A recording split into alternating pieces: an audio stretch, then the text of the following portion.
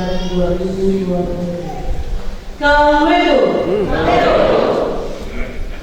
Majelis Jemaat mengucapkan selamat datang dan selamat berkebahagiaan kepada umat Tuhan, terutama bagi warga jemaat yang baru pertama kali mengambil bagian dalam ibadah misa. Kiranya firman Tuhan pada hari ini menguatkan iman kita masing-masing. Saudara-saudari yang dikasihi dalam Tuhan, latihlah dirimu beribadah. Latihan badani terbatas gunanya, tetapi ibadah itu berguna dalam segala hal karena mengandung janji baik untuk hidup ini maupun untuk hidup yang akan datang. 1 Timotius 4 ayat 7 dan 8.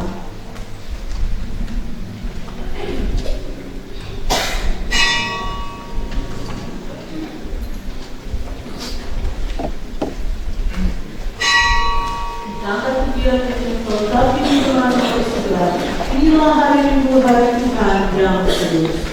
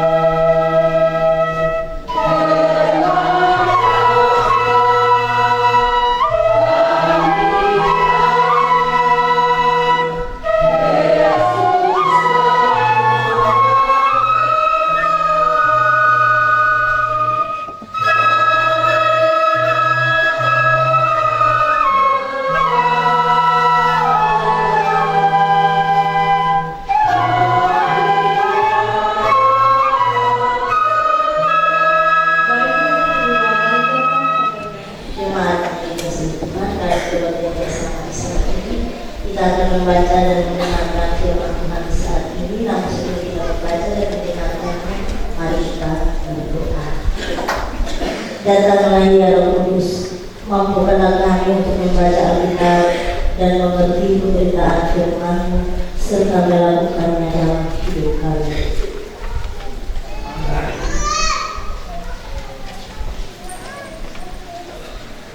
Firman Tuhan yang kita baca dan kita bersama saat ini terjadi dalam kitab Perjanjian Baru, yakni kitab Yudas pasal 1, kita baca ayatnya yang ke-17 berakhir pada ayatnya yang ke-23. Yudas pasal 1, kita baca ayatnya yang ke-17 dan berakhir pada ayatnya yang ke-23. Kita bacakan secara bersama-sama. Nasihat-nasihat untuk dari Tuhan. Kita bertamu saudara-saudaraku yang terkasih, marilah apa-apa yang kamu katakan kepada kamu sebab mereka telah mengatakan kepada kamu dalam hari sama tetapi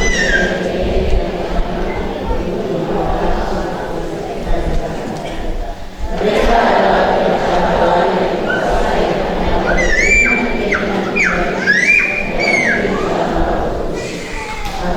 kamu saudara-saudara yang terkasih, bangunlah dirimu sendiri di atas dasar iman yang paling suci dan berdoalah dalam Roh Kudus. Peliharalah dirimu demikian dalam kasih Allah sambil menantikan datang Tuhan kita Yesus Kristus untuk hidup yang kekal. Tunjukkanlah belas kasihan kepada mereka yang ragu-ragu, selamatkanlah mereka yang telah merampas mereka dari api. Tetapi tunjukkanlah belas kasihan yang disertai kebutuhan kepada orang-orang jahat kita, dan rincilah pelayan mereka yang berkecemasan oleh keinginan dosa.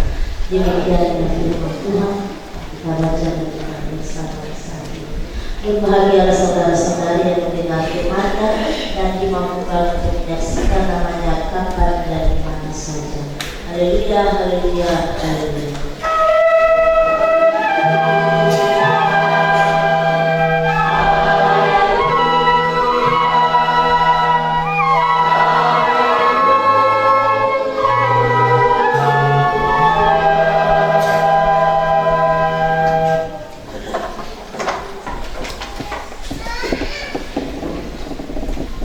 Bapak Ibu saudara-saudari semuanya yang diberkati oleh Tuhan, dunia masa kini adalah dunia yang canggih. Segala sesuatu sudah tersedia dengan instan. Tidak perlu lagi mencari, tidak perlu lagi repot-repot untuk bertemu dengan keluarga, bertemu suami, bertemu dengan istri, bertemu dengan papa atau mama, bertemu dengan anak-anak dan saudara yang tinggal jauh. Tinggal ambil handphone atau gadget, lalu telepon atau video call tatap muka, sudah langsung ketemu.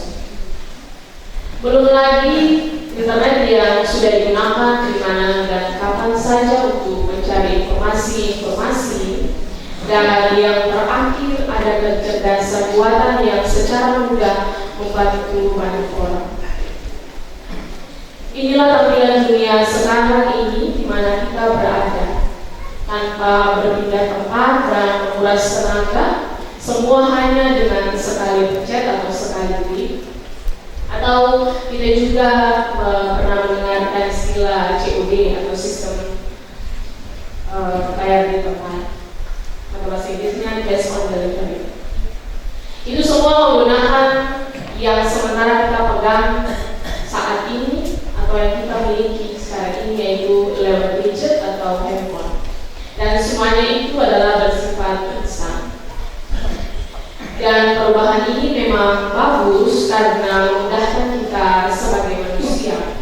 Tidak lagi kita berjalan jauh untuk mendapatkan sesuatu atau menempuh perjalanan dengan menggunakan kaki kita, tapi kita sudah ada dalam dunia yang serba instan. Sekali klik, semuanya ada di depan mata kita. Dan perubahan ini memang bagus karena memudahkan kita, tapi sayangnya di balik yang positif itu ada negatifnya. Negatifnya karena terlalu mudah membuat semua orang tidak perlu susah untuk lagi menggunakan otak. Anak-anak sudah tidak lagi dengan mudah mencari teman secara real, tetapi sudah mencari teman dari dunia maya atau dunia bayangan. Orang tua tidak terlalu melihat anak-anak dalam pandangan mereka hanya di gadget atau HP masing-masing tidak berkumpul bersama. Dan semua informasi sudah ada di dunia maya, mengakibatkan semuanya diukur dengan logika dan pengetahuan. Dan dengan keadaan ini, tanpa disadari, iman atau keyakinan kita seakan-akan hanya menjadi sebuah dongeng atau mitos. Pertanyaannya bagi kita sebagai orang percaya di tengah zaman yang begitu instan ini, bagaimana kita tetap mempertahankan iman kita dalam menghadapi tantangan zaman ini? Ini merupakan sebuah tantangan besar bagi kita. Dan untuk menjawab tantangan yang demikian, kita semua sebagai orang percaya di Gereja Besar Maluku, kita dituntun dan disertai untuk mengerti semua perjalanan keimanan kita dalam pekan ini dengan tema mingguan kita, yaitu tetap teguh dalam iman menghadapi perubahan zaman. Dan surat Yudas 1 ayat yang ke-17 hingga yang ke-23 akan menjadi acuan untuk kita menghadapi perubahan zaman ini. Bapak Ibu saudara-saudari serta anak-anak yang diberkati oleh Tuhan, penulis surat ini adalah Yudas, dan tujuan daripada Yudas menulis surat ini adalah untuk menantang orang percaya yang sejati supaya mereka bangkit dan berjuang untuk mempertahankan iman yang telah disampaikan dari orang-orang kudus. Dan ada dua nasihat dari kitab Yudas ini bagi kita untuk kita maknai dalam menghadapi tantangan perubahan zaman ini. Zaman yang sekali ini semuanya ada di depan mata kita. Yang pertama adalah kembali kepada ajaran rasul-rasul, kembali kepada firman Tuhan. Penulis surat ini, surat Yudas ini, kala itu dia diperhadapkan dengan suatu gerakan yang mengajarkan bahwa orang Kristen dibebaskan dari tanggung jawab untuk mematuhi moral hukum. Mereka menafsirkan kemerdekaan dengan isyarat dan bentuk dari izin untuk bisa hidup dalam dosa dan kedagingan yang dianggap sesuatu yang harus dinikmati. Dengan itu maka semua yang dikejar adalah kenikmatan dunia semata. Penulis surat Yudas ini mengambil posisi melawan ajaran yang final di masa itu, serta mengumumkan dengan tegas kepada pengikut Kristus yang setia melalui surat Yudas ini. Kembalilah ke titik awal bila ingin selamat. Kembali ke ajaran-ajaran Rasul yang benar, bahwa keselamatan yang diperoleh karena pengorbanan Kristus bisa jangan disalahgunakan. Janganlah dikuasai oleh keinginan-keinginan dunia semata yang mementingkan kenikmatan materi semata dan hidup tanpa dikuasai oleh Roh Kudus. Itu hal yang pertama. Yang kedua adalah mari bersama bangun kehidupan di atas dasar iman yang suci dengan berdoa dalam Roh Kudus. Iman yang suci adalah iman yang percaya kalau Yesus adalah Kristus dan Tuhan yang telah datang sebagai manusia dan yang telah menderita sengsara dan mati di kayu salib untuk segala dosa manusia serta bangkit dari antara orang mati sebagai Tuhan yang hidup. Pengakuan gereja di luar itu adalah sesat. Iman yang suci adalah iman yang tidak menuruti hawa nafsu dan kefasikan. Iman tidak menjadikan Kristus hanya sebagai cangkang, sebagai pembungkus luar, hanya untuk mengejar kenikmatan dunia. Iman yang suci adalah iman yang menunjukkan belas kasihan kepada mereka yang telah mulai ragu pada Kristus dan kuasanya. Iman yang suci adalah iman yang tidak mencemarkan pakaian kekristenan pada keinginan-keinginan dosa mengikuti keinginan dunia ini. Karena itu kita harus berdoa dalam Roh Kudus. Doa-doa kita akan berhasil apabila kita berdoa dalam Roh Kudus. Berdoa dalam Roh Kudus ini artinya berdoa di bawah bimbingan dan pengaruh Tuhan sesuai aturan perkataannya, dengan iman, dengan kesungguhan hati, dengan kegigihan yang tekun.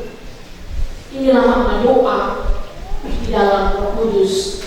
Baik itu dilakukan dengan ataupun tanpa bentuk doa yang mancang, yang baku. Bapak Ibu saudara-saudari serta teman yang diberkati oleh Tuhan, perubahan zaman yang tetap terjadi, tidak mungkin kita tidak menerima perubahan. Karena sejarah dunia telah menjawab hal itu. Misalnya, sebelum kita pegang buku dan pena untuk menulis, orang tua kita pernah pegang batu kapur. Sebelum zaman batu kapur di zaman yang lebih dahulu, Alkitab ini pun dia ditulis dengan papirus. Itu bentuk daripada selembar kertas yang terbuat dari kulit kayu. Dan kemudian setelah itu dia berlanjut dengan kertas, kemudian berlanjut dengan buku sebelum ada komputer. Sebelum ada komputer pun manusia masih menulis dengan tangan. Dari tangan baru muncul alat mesin cetak yang diciptakan oleh seorang ilmuwan dari Jerman. Dari mesin cetak baru muncul komputer. Dan teknologi-teknologi seperti itu muncul untuk mempermudah kita. Saat teknologi itu muncul, apakah ada penolakan? Tetap ada penolakan bagi kita untuk beradaptasi dengan sesuatu yang baru. Tetapi juga karena tenaga kita, tenaga manusia diganti dengan mesin yang mengakibatkan banyak orang dipecat dari pekerjaan mereka. Namun biar ada penolakan terhadap perubahan itu, tetapi perubahan itu sesuai perkembangan dari zaman ke zaman, generasi ke generasi tetap terjadi.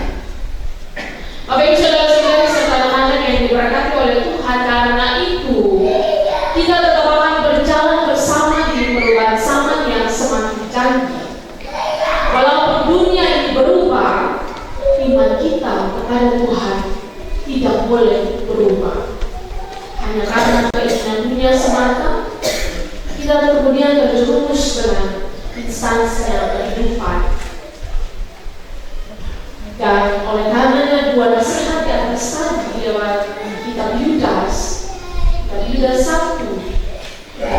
pasal saja sampai yang dari 3 tadi, dua nasihat itu adalah yang sangat tepat dan jelas bagi kita. Kita kembali kepada ajaran-ajaran firman Tuhan, dan yang kedua adalah tetap mohon tuntunan Roh Kudus untuk kita tetap ada dalam jalurnya Tuhan. Dan untuk itu kita tetap mempertahankan ajaran-ajaran firman Tuhan di dalam keluarga kita, di dalam kehidupan bergereja bermasyarakat kita. Kita tidak lalu menjadi orang-orang yang serba instan dalam kehidupan keluarga. Ketika ada dalam pertemuan di keluarga, kita tidak menjadi orang tua yang sering kali melihat handphone daripada melihat anak-anak di sekitar kita. Kita juga tidak menjadi anak-anak yang mencari teman-teman di dunia maya, karena belum tentu di dunia maya itu dunia bayangan. Di foto dia bagus, tapi tidak tahu tampilan aslinya bagus atau tidak. Karena kadang-kadang itu dunia maya atau dunia bayangan tidak real sama dengan kita bertemu langsung dengan orang. Dan semua yang terjadi dengan perubahan zaman ini, dengan instansinya kehidupan, kita harus tetap mempertahankan ajaran Tuhan. Dengan mempertahankan ajaran Tuhan ini, maka kehidupan kita dibangun di atas dasar iman yang suci, dibangun di atas dasar kita tetap mengakui Yesus Tuhan adalah penuntun dalam kehidupan kita. Karena dengan logika dan pengetahuan, kadang-kala kita juga mempunyai iman yang merosot. Karena kadang-kala ada hal-hal yang secara real tidak dapat dibuktikan, lalu kita berpaling kepada ajaran dunia ini, atau ingin menikmati keinginan dan kedagingan kita terhadap dunia ini, lalu kita melupakan ajaran Tuhan. Dan iman kita tidak lagi dibangun di atas iman yang suci. Oleh karenanya, kembali kita kepada firman Tuhan, kembali kita kepada apa yang Tuhan katakan bagi kita lewat firman Tuhan kita, dan untuk menguatkan keimanan yang suci kita berdoa dalam Roh Kudus, kita berdoa di bawah bimbingan dan pengaruh daripada Tuhan, dan berjalan sesuai dengan aturan perkataan firman Tuhan. Karena doa ini adalah nafas kehidupan kita.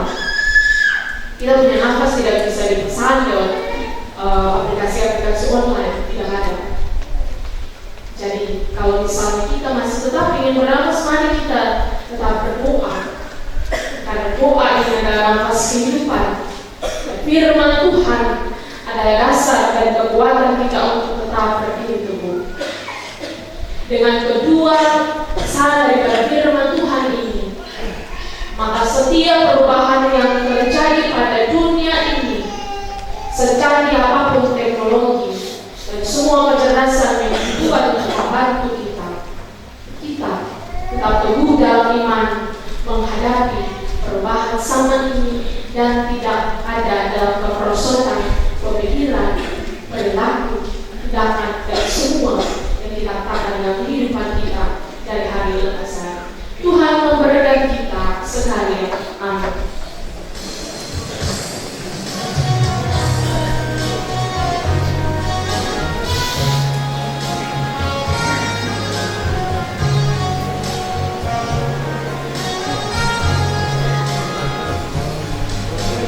Kami